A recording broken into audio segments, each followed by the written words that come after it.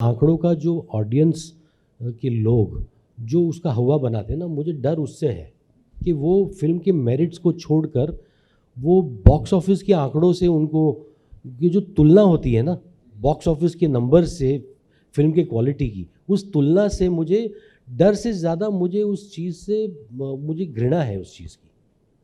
और मुझे देखिए मैं भी कमर्शियल फिल्म्स ही बनाता हूँ। कमर्शियल फिल्म क्या होती है मेरे लिए कमर्शियल फिल्म वो होती है जिसमें फिल्म के इन्वेस्टर्स पैसे गंवाते नहीं हैं इन द लॉन्ग रन।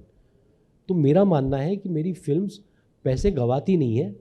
हाँ, वो मतलब आप उसमें मेरे बड़े पोस्टर्स नहीं देखेंगे कि 300 करोड़ 250 करोड़, वो नहीं देखेंगे और मुझे कोई गिला नहीं है उसका। लेकिन आप अगर 10 साल बाद शाहिद को याद कर सकते हो, अगर 20 साल बाद कोई कहे कि इन्होंने अलीगढ़ बनाई थी, तो शायद मैंने अपना जो काम था, हर आदमी फिल्म मेकर अलग कारण से बनता है, मैं इसलिए बना था कि मुझे याद रखा जाए। मेरे जाने के बाद ना सिर्फ वसीयत में मैं इन कहानियों को छोड़ सकता हूँ। ये पैसे तो है नहीं उतने मेरे पास। हंसल जी, इस पिक्चर में जैसे कि आपने दिखाया ढाका में आतंकी हमला होता है, बचाया गया है, तो एक धर्म विशेष को लेकर अक्सर सवाल उठते रहते हैं कि बच्चों को मिसगाइड कर दिया जाता है, उनका ब्रेन वॉश कर दिया जाता है, जिसकी वजह से वो इस रास्ते पे चल पड़ते हैं। तो यहाँ आदित्य के कैरेक्टर में आपने कितनी उन चीज़ों को इन्वॉल्व किया है जो आने वाले बच्चों को, नई पीढ़ी को रोक सकेगा और धर्म के नाम पे जो उन्हें मिसगाइड किया जाता है वो नहीं होगा?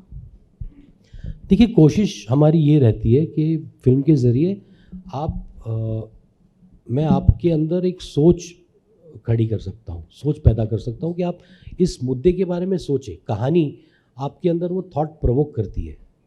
उसके बाद हमें एक कि वो इंसानियत के बारे में आप सोचें। इस फ़िल्म में जो मैंने दिखाया है, तो मैं हमेशा फ़िल्म को ना दूर से, थोड़ी दूर से देखता हूँ। मैं फ़िल्म को, कहानी को जैसा है वैसे रखता हूँ। मैंने ना इसमें आदित्य के कैरेक्टर को जज किया है, ना ही मैंने जहान के कैरेक्टर को जज किया है कि ये महान है और ये विलेन है। मेरे लिए एंटागोनिस्ट प्रोटैगोनिस्ट वाला जो एक वो है अंतर, वो नहीं है कोई। वो इंसान दोनों है, दोनों की कंपल्शंस अलग है। और क्या मुझे आदित्य के कैरेक्टर के कंपल्शंस क्या मुझे वो समझ में आते? नहीं, मुझे उसका गुस्सा समझ में आता है, उसकी नाराज़गी मुझे समझ में आती है, लेकिन जिस ज़रिए से उस नाराज़गी को व्यक्त करता है, वो मुझे गलत लगता है। और वही हुआ है, मतलब फ़िल्म में इनका एक आर्ग्यूमेंट होता है, उसमें इसके कैरेक्टर ने इस चीज़ को डिनाई नहीं किया कि गलत हो रहा है हमारे साथ दुनिया में, गलत हो रहा है, लेकिन गलत जो होता है उसका मुकाबला हम क्या लोगों को मार के हिंसा से करेंगे? वो मतलब किस धर्म ने हमको ये सिखाया है कि नाइंसाफ़ी का मुकाबला हिंसा से करोगे? मासूम जानों को लेकर आप नाइंसाफ़ी का मुकाबला करोगे। शुक्रिया।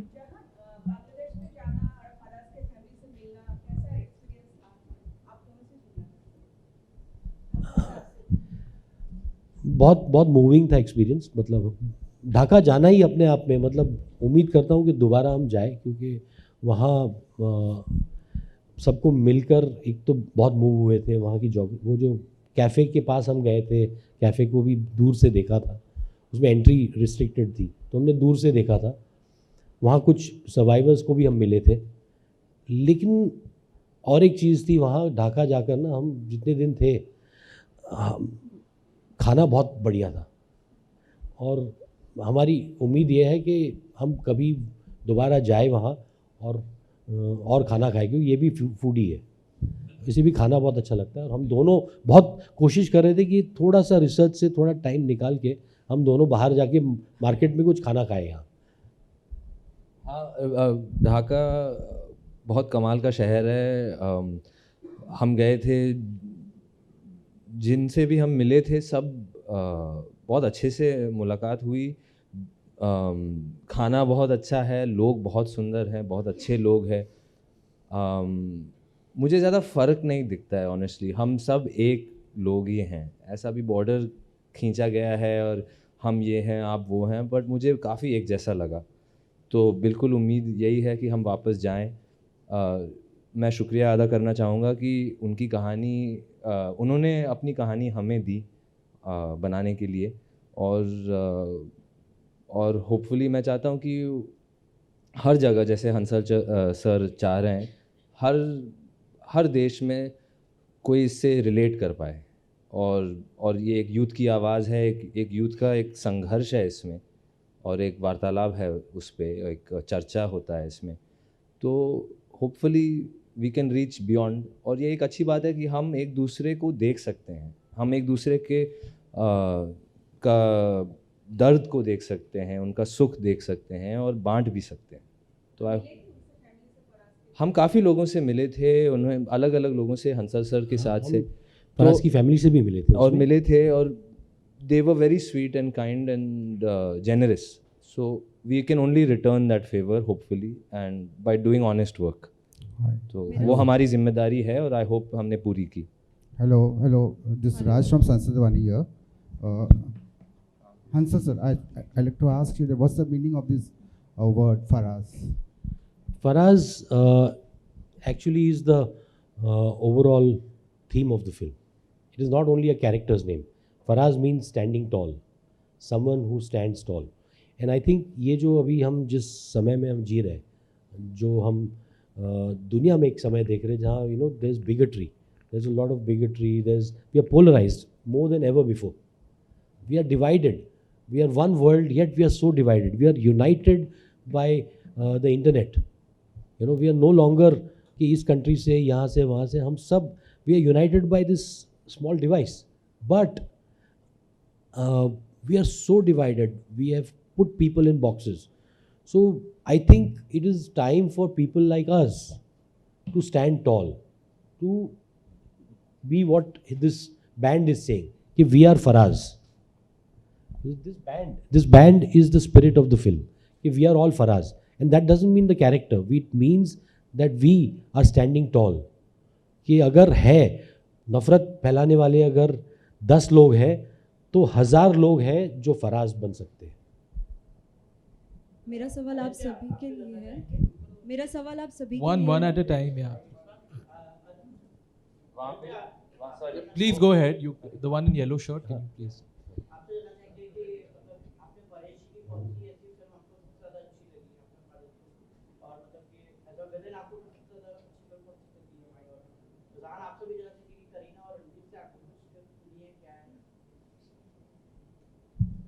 Zan, you want to answer that? तो जैसे जहान ने कहा अपने दादाजी के बारे में, आई थिंक फेवरेट चुनना तो बड़ा मुश्किल होता है, और शशि कपूर जी ने भी और पिताजी ने भी बहुत सारी पिक्चरें की है, तो उनमें से एक चुनना तो बड़ा मुश्किल होता है. खैर बहुत सारी पिक्चरें हैं जिन्हें मुझे बहुत पसंद है. I would say in the recent past Oye Lucky ओ एक ऐसी पिक्चर है जो जिसमें in a way he is playing a villain, but it's a manifestation of a father for the character of lucky.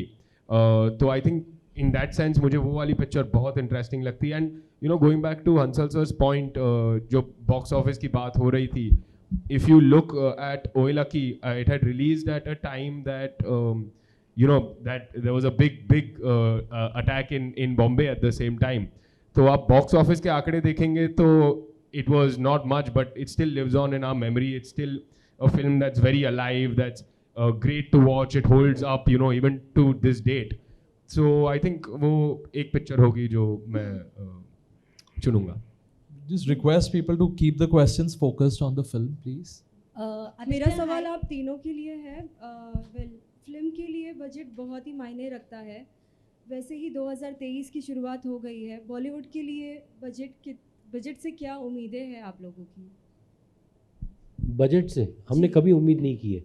Budget से मैं 30 साल से हूँ, और मतलब ये सवाल हमें पूछा जाता है, और मतलब ये सवाल किसी बेतुका सवाल है कि हमें ना कुछ मिलता है ना कुछ हम एक्सपेक्ट करते हैं. मुझे मतलब कोई उम्मीद नहीं है. नहीं minute you sorry. Hi, Aditya, my question's for you. I think Ankur also mentioned that yours was a very difficult character to get into.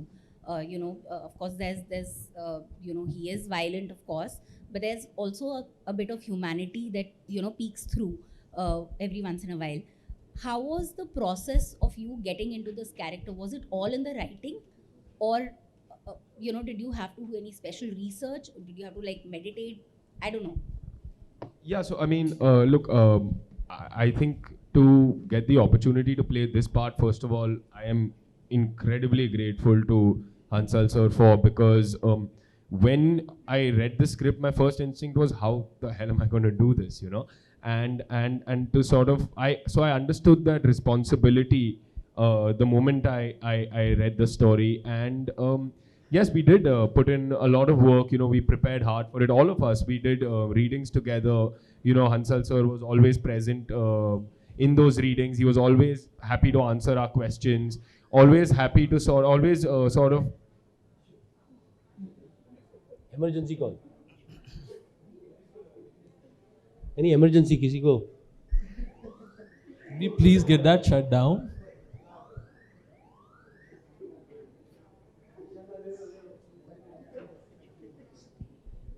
Faraz की ज़रूरत है. Aditya, please continue.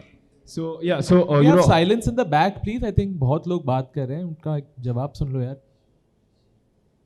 So as I was saying, we did these readings. Hansal sir was always around to sort of guide us, shepherd us in the right direction. We had an associate of sirs from back in the day, Ikhlaq Bhai, who was always present with us to sort